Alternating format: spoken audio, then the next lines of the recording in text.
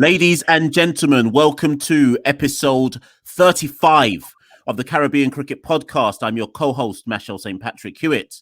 And you know who's with me. It's my partner in crime.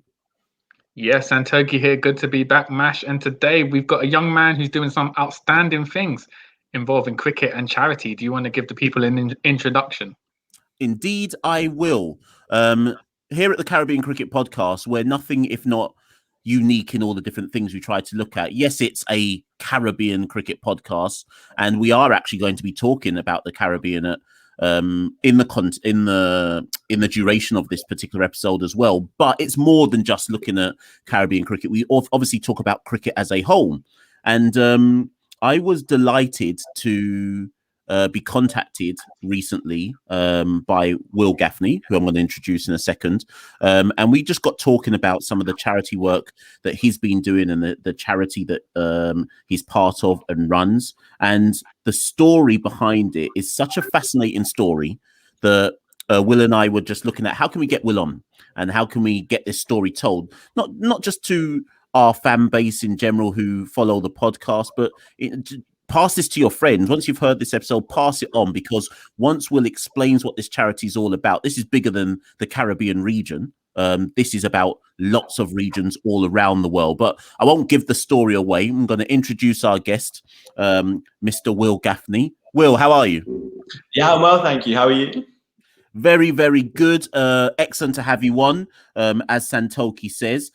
And to be honest, Will, particularly for our listeners who are we've got a lot of listeners in both the Caribbean and the States. So there will be people who listen to this episode who know of you because they're UK based. And if they're like real cricket heads, chances are they've read about you possibly in the Cricketer, or through various other kind of media means about your story and what it is that you're trying to do. But we have a worldwide audience.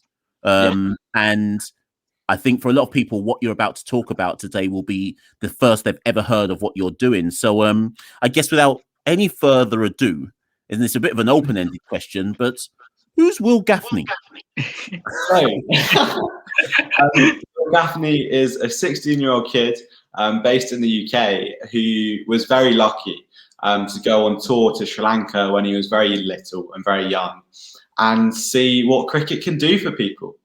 And not to give too much away too early, I run a cricket charity called Bat for a Chance, which helps provide underprivileged kids all across the world. I mean, where cricket is played is bonkers. It's been a real eye-opener.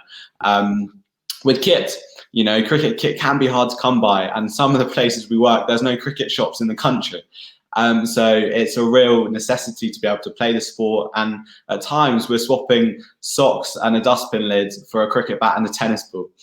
So it's a proper good laugh. So, so many places to start, Santoki. You know what, Santoki? I'm going to let you start with the Sri Lanka link first. Do you want to go in on that one first? Yeah, go on. So you said you went to Sri Lanka as a youngster. Kind of, what was your experience like of that? What kind of did you see in terms of not only the cricket that you played out there or saw, as well, what from a humanitarian point of view, what did you see about what people needed in terms of resources? I think the tour itself was a real eye-opener for me. I was 11 at the time and really lucky to be going out there. And we played in some of the most fantastic places in Sri Lanka, and also kind of where this all begins, in the middle of nowhere on a coconut mat in Kandy. And it was here where I saw really raw what cricket can do for these kids. We got absolutely smacked by this local school side who were sharing a bat and a set of pads between them on their boundary. And for myself, coming from a very lucky, fortunate UK background, it was a real reality check and a proper life growth experience is the term we use. And I wanted to give back and get involved to such a magical country, and there we are. But Will, the obvious question here is that people are going to say, but you're 16. So, and don't get me wrong. We're in 2021, and we've got people doing things like yourself at 16 that you go back 20 years, people aren't doing that till they're 30 or something like that. So you see the experience at 11. How does the journey path from when you see that to getting to the stage of the like chart the journey for us. How do you go from 11 to starting the charity? I think the tour itself was a really, really big influence. It sticks with me really, really clearly. And kind of reminiscing and chatting to you guys about it briefly, I've got a really clear image of it in my head. So I'm having a conversation with some mates who I went on the tour with a couple of years later, and I want to give back, I want to get involved, because you know what, the image that it presented me with and how powerful cricket is really, really stuck with us. So I kind of I get a moment of courage, all of a sudden, wings on my shoulders, and send an email. And things have just exploded from there. I got a response kind of a month later, and then I find myself sitting here chatting to you guys a couple of years on. Awesome. So who was the original person you reached out to? How did it go from being like an idea in your head to it's initially getting off the ground, I should say? So I initially reached out to the MJF Foundation, who work out in Sri Lanka, and I didn't hear anything for a month, and then I get this response from their founder, and he connects me with a very, very wonderful guy called Alex Rees, who runs the Cricket Live project out in Sri Lanka, and we jump on the phone, we have a couple of conversations. He inspires me a bit more. But then things died down a bit. I sort of a year and a half ago get the urge, want to give back, set up the website,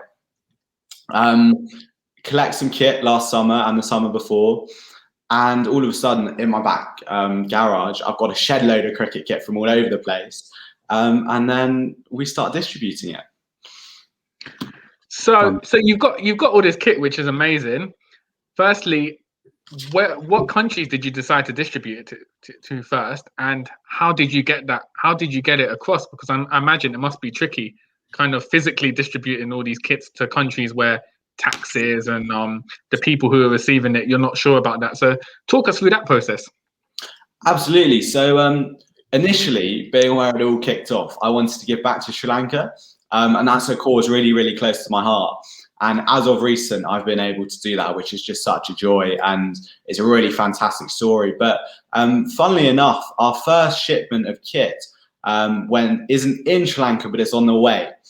So over the past 3 months, we've sent out 5 donations to the Lebanon, to Sierra Leone, to Sri Lanka twice, and Sierra Leone, whilst also kind of giving back and getting involved really closely with the Rwandan and Ugandan national teams. So Back for a Chance, kind of, as much as we're set up to send kit and deliver it primarily, we get involved with the cricketing communities. And as I touched on briefly earlier, cricket is played in some of the most bonkers places on earth. And it really, really gives hope. And I try to make it part of our charity that we grow the sport out there. So, you know, we'll look to connect charities with the National Cricket Association. We'll look to strengthen their national size, bring in a couple of masterclasses, favours here and there where we can. This story is fascinating to me. Yeah. Literally, this story is fascinating. In my head, I'm trying to piece it all together. So, even when you established the charity, now obviously you'd be so the Sri Lanka part makes sense to me because you'd been there, you'd kind of got a foot in to be able to speak to some people, connect with some people. But then you just mentioned, like, what do you say, Rwanda and Uganda? Is that what you said? Yeah. How did you get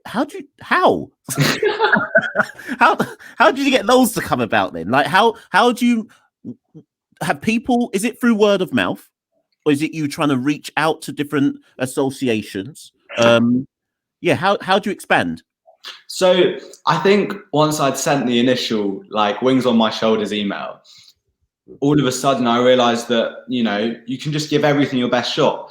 So over the course of 2 summers, I've spent hours and hours and hours emailing info email addresses and anyone in the charity industry. And the people who connected me with Uganda and Rwanda were Cricket Without Boundaries. And they're a fantastic cricket charity who you guys are familiar with, who I love the guys over there to bits. And we're looking to send kit with them. And their first port of call was just to then make the introduction and see if I can help out as well. And that's kind of how that one came about. But I think on the word of mouth front, kit is needed everywhere. And so as soon as it's kind of out there, that you're doing this kind of thing, you get requests coming in left, right, and centre from all over the place. I mean, last week I had a request for the Indian Wheelchair Cricket Association. It's really, really bonkers. There's so much need for this kind of stuff. So I don't want to get into the how yet. We'll leave that for a bit. But who in general has been donating? Is it cricket clubs? Is it like rich individuals? Who is it? Is it anybody and everybody who donate? Like, could I donate if I had kit? Because if I had some spare kit lying about, could I donate? Or is it like you're getting who are the prime donators, I should say? Everyone. So we kind of have two target audiences. One is the fantastic cricket village community. It's brilliant. The spirit of cricket in the UK is fantastic and is very charitable in general. And so, you know, just your average cricket player, if they grow out of a pair of pads when they're sort of 16, we'll take those. And then also manufacturers, brands, clubs, shops, schools, academies, county sides, the whole shebang, really. It all goes a long way. And something that I'm really passionate about is it doesn't have to be the highest quality gear in the world. You know, it can be a bat with a shed load of cracks in it, but that is better than someone using nothing. Because quite often they won't have cricket kit and it really makes an impact. I hear you, Santoki. This is, like I'm with Mash. This is fascinating. So you're 16 years old. You set up distributions with Sierra Leone, Lebanon. You're working with Rwanda and Uganda. Sounds like a crazy question, but in terms of expansion, are there other countries you're looking at? What's the next pathway? Absolutely. I think there's so much of a need for this. And what I've learned is cricket is a global sport. So quite often when watching it on TV, I call them the big three. You've got Australia, India, and England, who are kind of these big cricketing countries which seem to have a load of money in. But then, you know, I start getting emails from Bulgaria or places in and around Europe. And there's a need so much for the kit that I think globally, fingers crossed. I forgot to mention earlier, we've set up a hub in the West Indies. Yeah, we're going to get to that one. Yeah. So that's a really, you know, target place for me. That's kind of where I want my next big project to go. And I think that, fingers crossed, answers your question. So I'm going to get to this West Indies one in a bit, but this Santoki, you're going to laugh when I ask this question. So Will, you dropping out of school or what?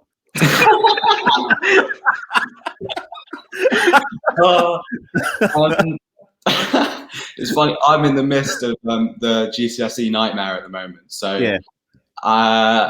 No, probably not. I'll see it through. I'll stick it through. I get that a lot. It's kind of like, how can you do this whilst you're at school? I guess it's just free time. It's a real passion. And I think the feeling that it gives you when you give back to a place such in need is second to none. It's like something I've never experienced anywhere else in my life before. It's such a magical feeling inside. And I'm really keen to sort of share that emotion and share that experience with others. So cricket yourself, obviously we're in a pandemic at the moment, and who knows how this summer's cricket season will look in the UK, but you're a keen cricketer yourself still?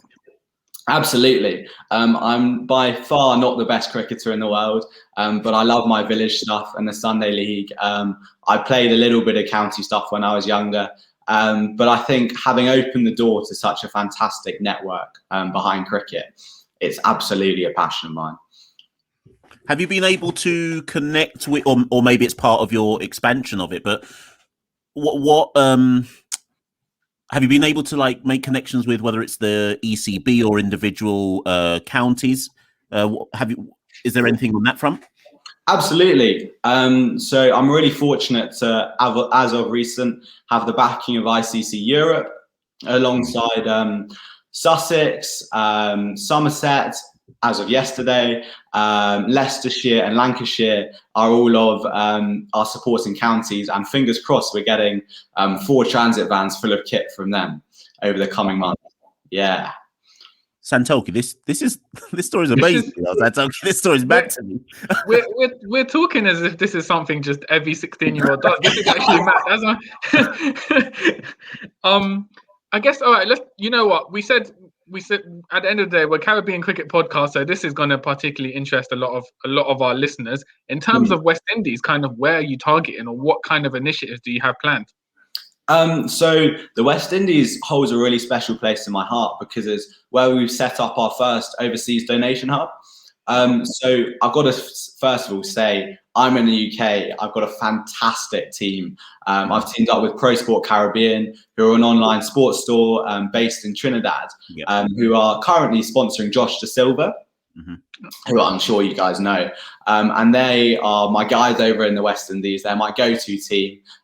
They're setting up donation hubs all across Trinidad to kind of get the recycling up and going. And it's an area where cricket is so magical, and we can enhance that magic by a bit more kit and a bit more access to it. And it's really, really, really fantastic to have the team over there. You know what? Just amazing. How, in fact, actually, let me ask about that a bit more. How did you? So again, literally, did you just shoot your shot with them? Like, how did you make the link with the guys in Trinidad? So I was introduced to them through a UK brand called Stag Qriket, who are kind of up and coming. And they've got a really charitable mindset. They're recently launched, but they're a really high quality brand. And they're looking to sponsor a shipment of kit out to the West Indies. So we were kind of discussing that, and then they made the introduction to Pro Sport, and things have just gone from there, really. So if we... I can't get my head round that you're in school. Like, so people are speaking to you in school, but you're running this major worldwide you're running this major worldwide charity at the same time. And now I've lost the train of thought in terms of what I was going to ask you. But actually, so that's what I was going to say. If the pandemic wasn't happening, would you be traveling around the world with this? Do you see what I mean? Like when the kit went to Sri Lanka, when the first set of kit went to Sri Lanka, do you say it's just gone or it's already gone before? So this is where it's a bit confusing. Our first shipment, so the first stuff we've sent, is still on its way. However, our second shipment to a different cause has arrived and has been handed over by a pretty special individual. Was that the Kumar Sangakkara thing? That is, yeah. Should we touch on? No, don't just say special individual. You need to tell the story. So again, you know, I've been really fortunate to surround myself with some fantastic cricket businessmen and individuals, and I've got to say, you know, this wasn't all just me at all.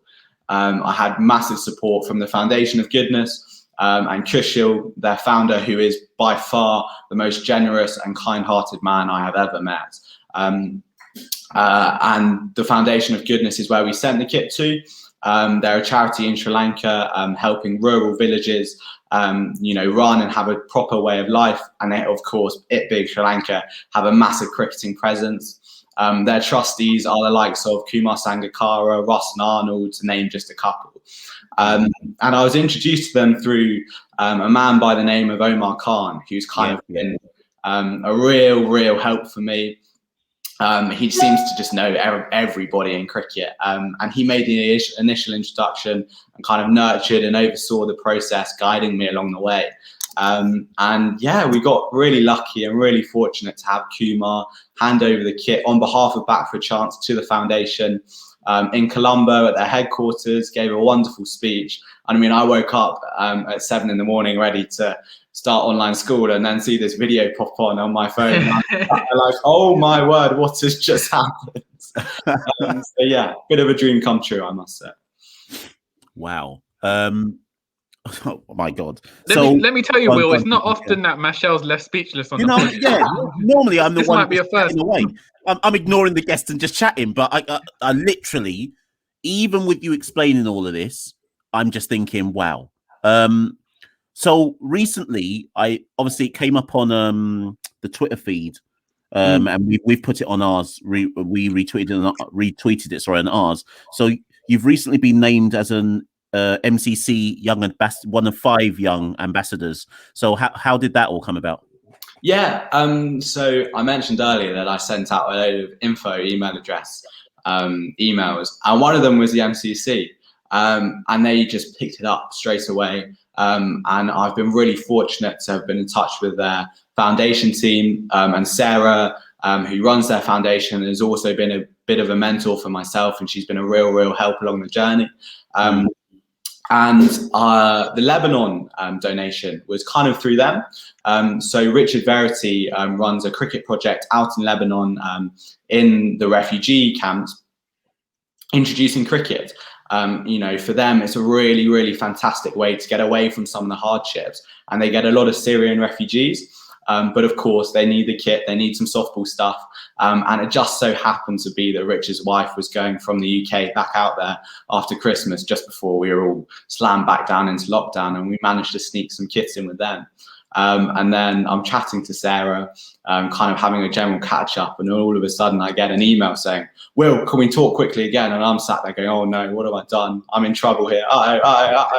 I jump on the call, and she asked me to be a young ambassador for the foundation, and I was just blown away. It's a huge honor. So do you know yet how that manifests in terms of, is it like speaking events, or do you know how it manifests yet in terms of what that role would mean? Yeah, so I think it's kind of helping make the face of the foundation a bit younger, more accessible, and obviously helping out providing kit where I can. The MCC Foundation run a series of hubs across the UK, providing free cricket education for those of all backgrounds. And, you know, we recently sent out some kit to a young Afghan refugee through the MCC Foundation who didn't have the hardball gears to be able to attend this year. But all of a sudden, we've just enabled him to come. So it's that kind of stuff. So I guess this is the most important part of the pod. If somebody's listening right now and they've got some spare cricket kit lying around, or they want to donate funds, where can they go to? What do they need to do? Go to our website, Bat for a Chance. Just literally type it into Google, it should come up. And then scroll down to the bottom, and there's a little sort of donate section where you can fill out your email address, what kind of kit you have, etc. I would also say, please get in touch if you reckon your local cricket club, no matter where in the world, could become a donation hub. I think cricket recycling, so the recycling of kit, is also really important. So at our hub in Trinidad, quite often, because it's not the most affluent place in the world, the kit will just get passed down through the club, and there's absolutely no issue with that. The more people we help, the absolutely better. So when you say anybody, so I've been on the site obviously, and I've seen the forms that you can fill in, etc. But then how do people then have to organize for the kit to get to wherever the hub is for? Do you get where I'm coming from? Yeah. So it kind of depends on how much kit you have.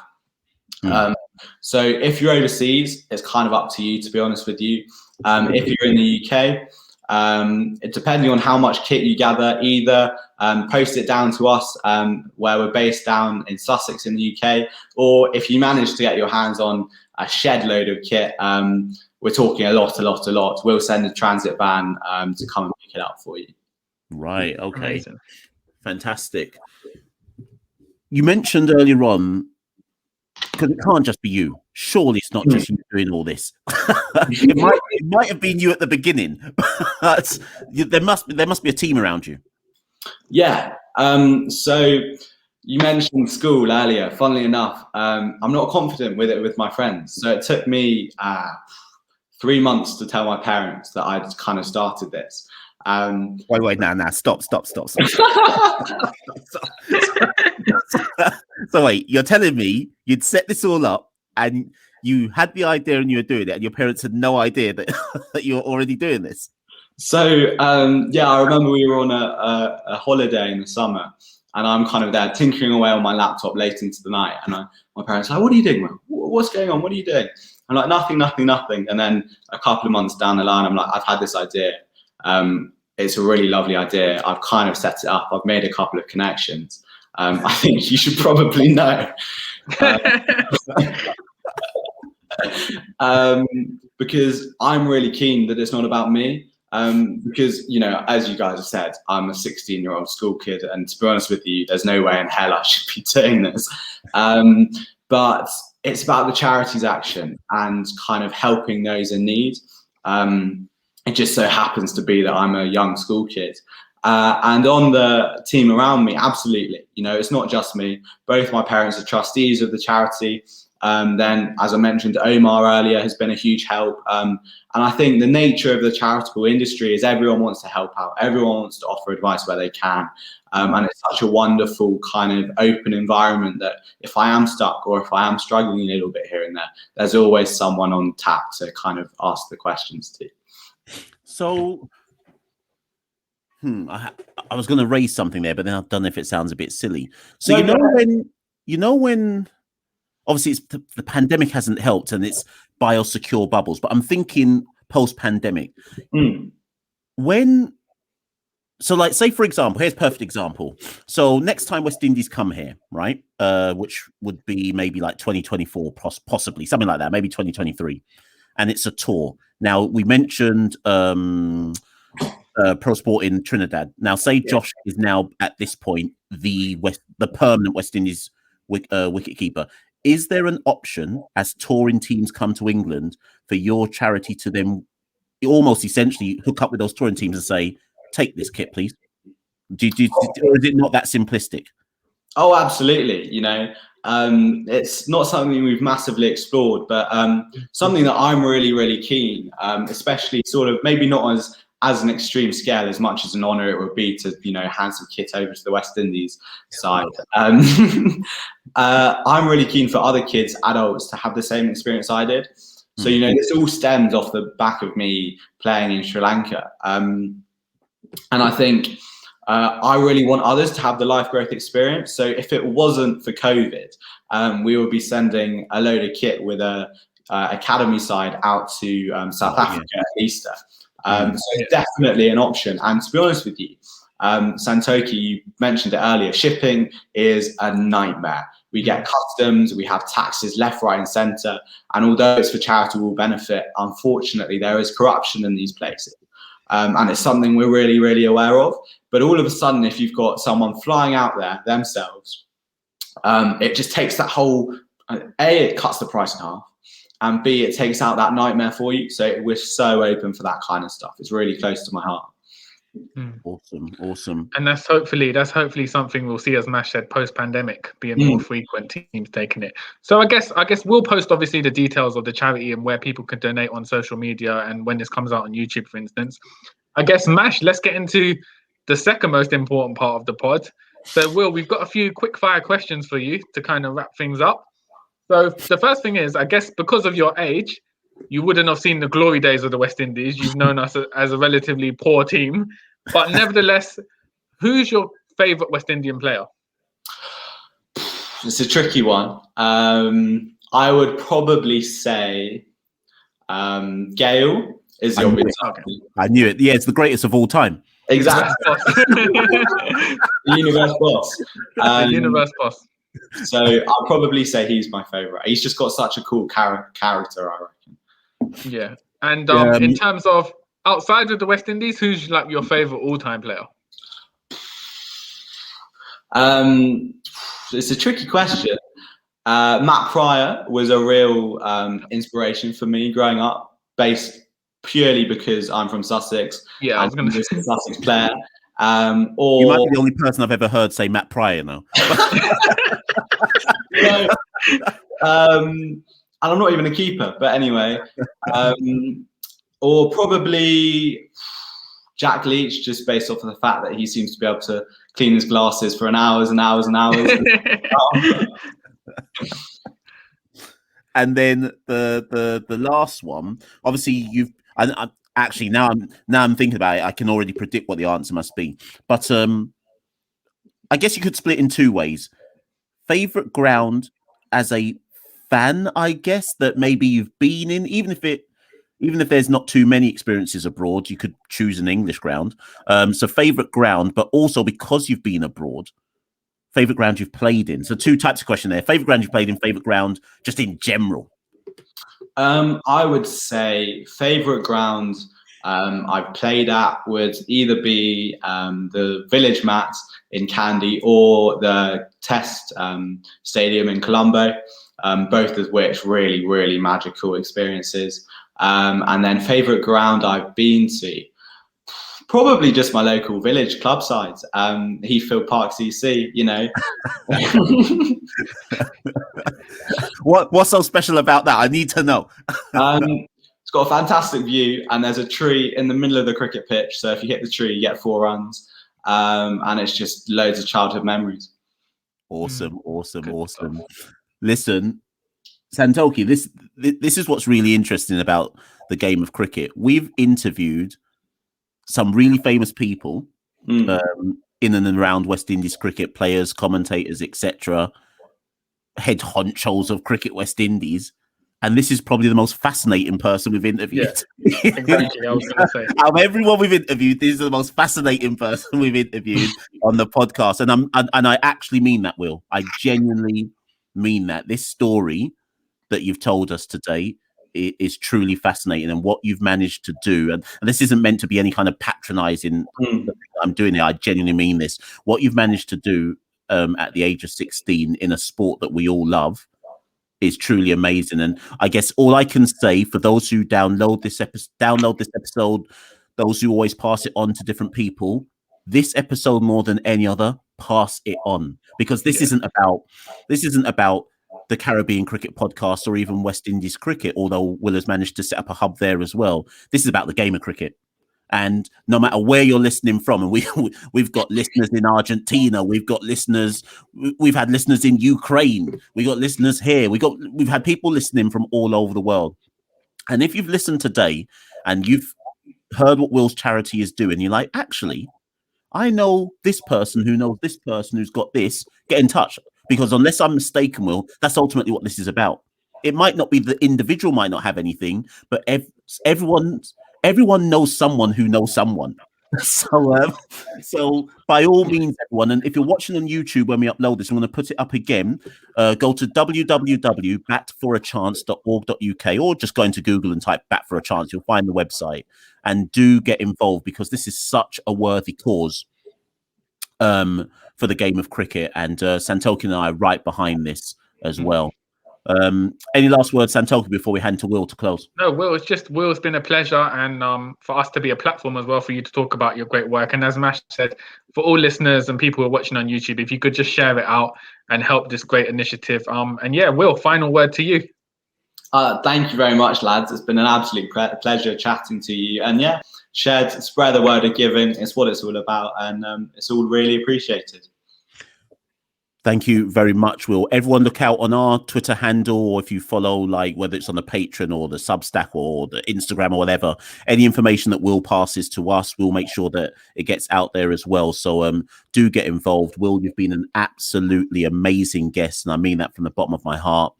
Ladies and gentlemen, that was a special one. That was episode 35 of the Caribbean Cricket Podcast. Thank you, and good night.